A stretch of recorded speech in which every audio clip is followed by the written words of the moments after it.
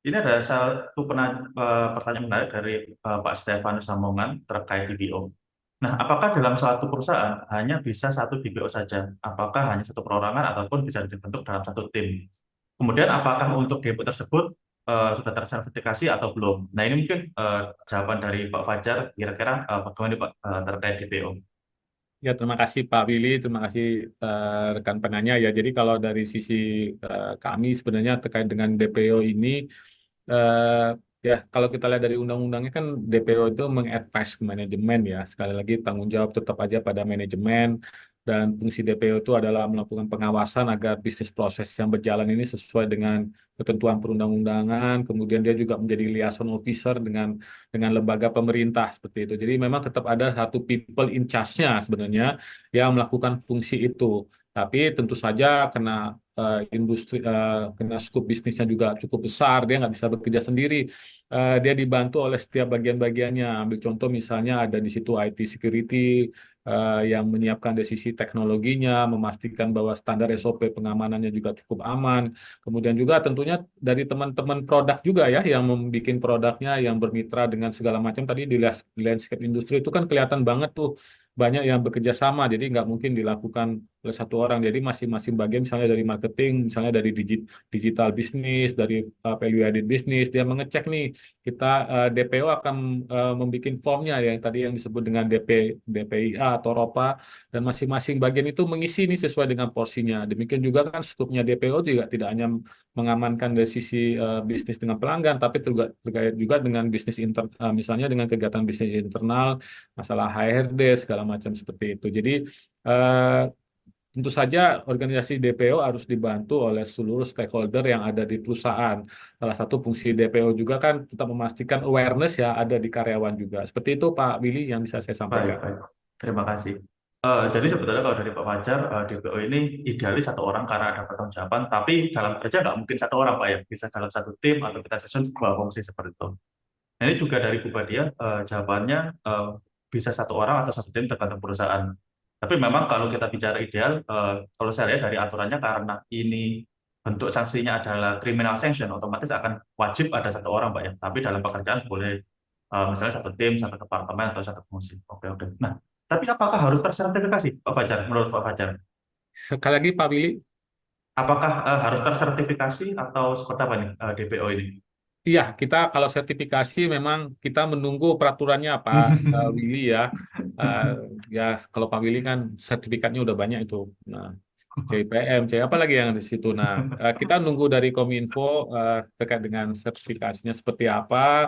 Tentu saja kita di sini kan sudah mengikuti training dari PPDI ya, itu udah cukup baik lah untuk menjadi modalnya kita. Tapi kalau memang regulasi kan sekarang udah ada SKKNI-nya itu yang mensyaratkan Betul, betul. kecakapannya, bukan hanya buat pejabat DPO-nya sendiri, tapi termasuk timnya sendiri kan ada berapa macam kecakapannya. Jadi sekali lagi kita tunggu yang jadinya dari lembaga PDP seperti apa, walaupun tentu saja kami dari Telco juga bersiap-siap juga untuk melakukan training, jadi mungkin mengimbangi lah sertifikatnya Mas Willy juga ini kayaknya nih. Begitu, Terima kasih, Pak. Terima Willy kasih, ya. Pak. Oke, oke. Jadi sebetulnya kita sedang menunggu dari pemerintah ya terkait SKKN-nya. Tapi mungkin sembari itu bisa lewat Abdi juga menyediakan Ya. sertifikasi CDPO dan mungkin ada beberapa dari luar negeri juga seperti itu.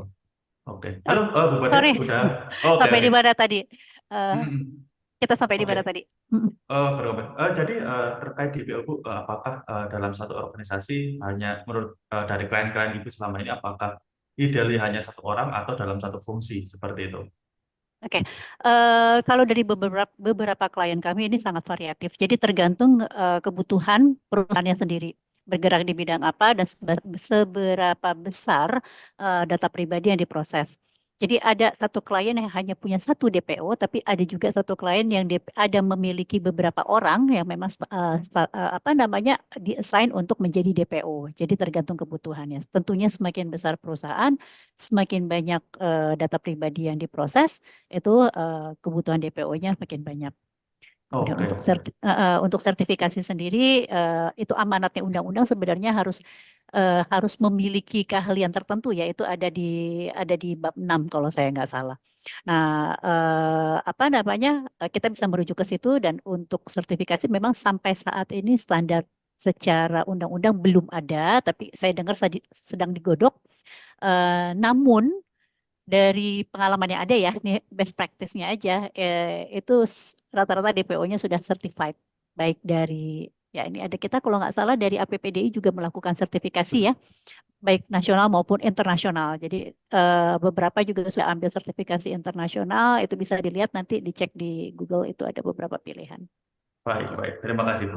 Karena kan kita sebagai praktisi bukan hanya adaptasi terkait PDP, tapi ada GDPR juga, Bu, ya. Makanya internasional Betul, juga penting. betul.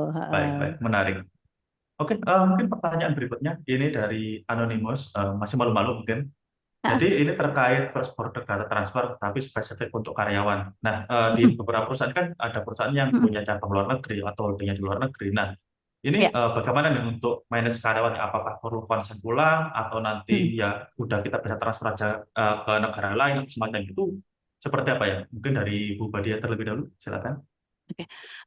Jadi mungkin tadi seperti diintroduce oleh Mas Willy sebelumnya, kebetulan saya dari PT NTT IT NTT Indonesia Teknologi, yang memang kami headquarter-nya itu di Jepang, dan kita beroperasi di 60 negara.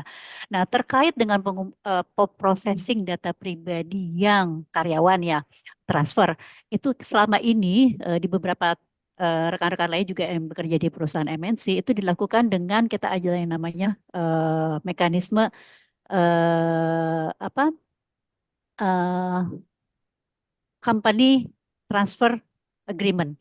Jadi Hmm. jadi kita di dalam pengumpulan data itu ada satu halaman atau ada satu klausul yang dibuat memang khusus untuk itu. Jadi kita nyatakan bahwa data pribadi tersebut atau karyawan tersebut tahu dan setuju bahwa informasi pribadinya dapat ditransfer ke headquarter atau ke negara lain yang berkepentingan untuk, nih ada tujuannya kita sebut juga, misalnya satu untuk appraisal. Jadi setiap tahun tuh kan ada appraisal, penilaian ke kinerja, kemudian untuk penghitungan gaji dan sebagainya, demografis. Jadi tujuannya kita sebutkan di dalam perjanjian. Jadi ada di dalam perjanjian khusus dan biasanya dilampirkan dalam perjanjian karyawan untuk transfer Hmm. agreement Oke, tersebut. oke, oke. Mm. Jadi biar supaya lebih matur, memang lebih Mm-mm. baiknya itu udah di state ya di perjanjian karyawan. Sudah. Apalagi kalau Jadi oke. ada juga klien kami yang dia tidak di dalam perjanjian karyawannya itu tidak disebutkan, belum disebutkan karena waktu itu tidak ada Hmm. konsen ke situ ya, tidak ada concern ke Hmm. situ, dan tidak dia hanya punya karyawan di beberapa negara aja gitu. Nah, itu bisa diamen. Jadi ada satu lembar yang mereka akhirnya keluarkan khusus untuk menyatakan bahwa berdasarkan Undang-Undang Data Pribadi yang baru, Perlindungan Data Pribadi yang baru, Undang-Undang 2022, maka kita minta konsen untuk informasi A, B, C, D, F, G akan kita share kepada apa namanya pengambil keputusan atau headquarter di negara lain. Itu aja. Oke, siap-siap. Terima Mm-mm. kasih. Nah, terima kasih Bu Badia. Nah, untuk Pak Fajar, gimana nih Pak untuk di Smart Friend nih? Saya dengar juga Iya, ada beberapa layanan di luar negeri juga baru-baru ini. Untuk iya. karyawannya gimana nih Pak? Silakan. Ya, terima kasih Mas Willy ya. Jadi kalau dari sisi smartfren terkait dengan transfer data ke luar negeri, memang kita pertama mensyaratkan itu bahwa mitra kita itu harus punya standar yang sama dimiliki oleh smartfren dulu. Ini Hmm. pertama mitranya dulu ya. Mm. Kan kita udah Mhm. punya ISO 27001, kita kemudian menerapkan SOC 2 dan segala macam. Kita mensyaratkan itu dulu nih kepada mitranya kita. Eh, kita minta agar mereka juga punya, karena kan sekali lagi ya, di samping PKS segala macam tadi yang disebutkan oleh Ibu Badiat, tentunya yang tidak kalah pentingnya sendiri, benar nggak mereka bisa mematuhi kan gitu ya dari sisi teknologinya. Jadi kita mensyaratkan itu dulu bahwa dia punya ISO 27001 atau SOC 2. Kalau sekiranya dia masih belum menerapkan ISO 2001. Di samping itu juga sebagai perusahaan telco kita disyaratkan juga ini sebenarnya bahwa mitra kerja kita harus punya ISO 27001 ya, seperti itu. Nah, itu kurang lebih yang kita lakukan. Kemudian baru bab berikutnya adalah negaranya. Apakah Hmm. negaranya itu punya standar yang sama juga dengan negara kita ya? Ya, ya syukurlah hampir semua mitra yang kerjasama kita ke luar negeri itu adalah negara-negara yang punya standar yang kurang lebih sama atau lebih baik daripada Indonesia. Itu yang bisa saya sampaikan, Mas Willy. Wah, luar biasa, luar biasa. Jadi bukan hanya sekedar konsen atau semacam, tapi juga mitranya pun kita harus cek, Pak ya. Harus sama Ya, dengan kita atau tidak. Oke, Hmm, oke. hmm. Nah, ini kebetulan waktunya udah melebihi waktu dari Pak Fajar atau Bu Badia. Bagaimana? Apakah kita go on? Masih ada banyak pertanyaan atau seperti apa? Mungkin satu atau dua aja kali ya, Satu atau Pak dua ya? Fajar. Oke. Bagaimana Pak Fajar? silahkan, silahkan. Oke. Nah, eh, mungkin aku coba cari dulu. Oke, nah mungkin pertanyaannya seperti ini. Bagaimanakah tantangan yang kebanyakan dihadapi dalam perusahaan yang sifatnya seperti tadi multinasional, baik seperti dari perusahaan Pefajar atau kayak Mubadia, itu dalam implementasi PDB itu seperti apa? Apakah belum lagi nanti kita harus bicara regulasi yang di luar, Pak, ya, PDB versus GDPR, PDB versus CCPR dan sebagainya, ataupun mungkin di luar negeri ada ISO yang lebih kuat daripada ISO-nya kita. Nah, ini kira-kira kebanyakan seperti apa? Menghadapi tantangan seperti itu. Mungkin dari Bu Badia terlebih dahulu. Oke. Oke, kalau kami standarnya memang ISO 27001 sama seperti di Smartfren yang sudah diterapkan. Saya pikir juga sebagian besar perusahaan-perusahaan besar di Indonesia ya yang memang mengelola bukan data pribadi tapi punya cyber security yang baik itu mereka pasti harus comply dengan beberapa sertifikasi baik itu ISO 27001, 27701 ya kalau nggak salah sekarang yang baru ya. Kemudian ada NIST dan sebagainya. Nah, apa namanya? eh Sorry, Mas Fadli bisa kembali lagi ke pertanyaannya? Tantangan utamanya apa, Bu, dalam Tantangan utama. mengintegrasikan itu? Nah, jadi sebelum undang-undang PDP ini sebenarnya, saya yakin di beberapa perusahaan multinasional juga sudah diterapkan, eh, terutama perusahaan-perusahaan yang berinteraksi dengan Eropa itu sudah menerapkan peraturan-peraturan dari GDPR sebelumnya. Itu yang pertama. Kemudian untuk perusahaan-perusahaan lokal yang memang yang mungkin tidak bersinggungan atau belum bersinggungan dengan GDPR atau tidak punya klien yang memang dari negara-negara Eropa, mereka seperti perusahaan telco yaitu dari tahun 99 dengan Undang-Undang Telekomunikasi itu sudah comply duluan gitu loh untuk Hmm. melindungi rahasia rahasia Data pribadi. personal data dari customernya gitu loh. Jadi yang berhubungan dengan layanan masyarakat maupun layanan pelanggan itu pasti sudah comply sebelum undang-undang data pribadi ini diterapkan. Dalam bidang FSI tadi sebelumnya ya perbankan atau layanan keuangan itu undang-undang perbankan dari tahun 92 itu juga sudah duluan punya pasal yang memang melindungi data nasabah. Nah, seperti itu kurang lebih. Nah, ketantangannya seperti apa? Kalau dari perusahaan MNC mungkin lebih familiar dengan peraturan-peraturan dari negara asal, jadi kami sudah menjadi hal yang umum gitu, jadi best practice kita untuk comply. Mungkin lebih pada perusahaan-perusahaan baru yang baru beroperasi, mungkin perusahaan-perusahaan newcomers ya, yang apa namanya mereka menyesuaikan dari awal ini lebih enak. Kenapa? Karena mereka sudah privacy by design pada saat Hmm. pendirian. Jadi itu sih sebenarnya nggak ada yang sulit. Peraturan itu nggak ada yang sulit ya Pak Fajar ya. Jadi selama kita mau itu bisa diterapkan kok. Ya, saya melengkapi yang disampaikan oleh Bu Badia. Jadi kita di telco itu ya kita usahakan tuh tidak ada data pribadi yang ditransfer itu yang paling Pasti, utama. Karena kan pasti. ada mekanisme yang diatur yaitu tadi Mm, pseudonym, anonimus atau mm, data-data yang bisa mengidentifikasi seseorang itu.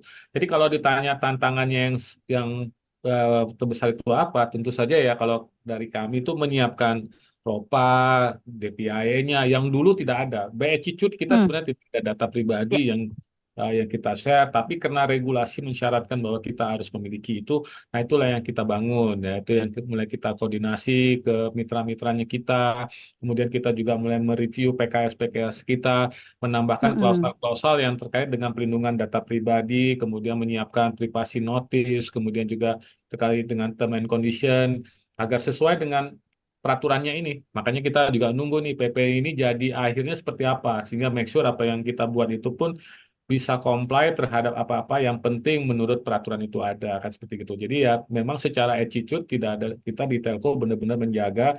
Hanya saja ini ada masalah administrasi nih. Ini challenging buat kita mm-mm. semuanya ya, bukan hanya Iya, iya. kerja menyiapkan administrasinya sih sebenarnya. Demikian Pak Willy kalau dari saya. Baik, baik. Ya. Jadi intinya di telco ini udah siap dan semangat, Pak, ya. Malah karena untuk melindungi data customer, kita lebih semangat nih daripada regulasinya terlebih dahulu gitu kan. Tinggal Iya, kita nunggu betul. dari PP-nya nih gimana. Oke, Iya. mungkin itu dari sesi terakhir dari kita untuk Q&A. Sebetulnya masih banyak pertanyaan yang belum terjawab. Mungkin nanti bisa dilayangkan langsung ke panelis atau mungkin ke tim abinya seperti itu. Terima kasih Pak Fajar dan Bu Badia untuk sesi kali ini, luar biasa sekali. Semoga bisa memberikan manfaat bagi kita semua, terutama di dalam komunikasi baik dari segi user ataupun segalanya. Dan biar kita lebih komunikasi dengan aman ke depannya. Terima kasih, saya kembalikan ke Bu Dewi Susanti. Silakan Bu Dewi.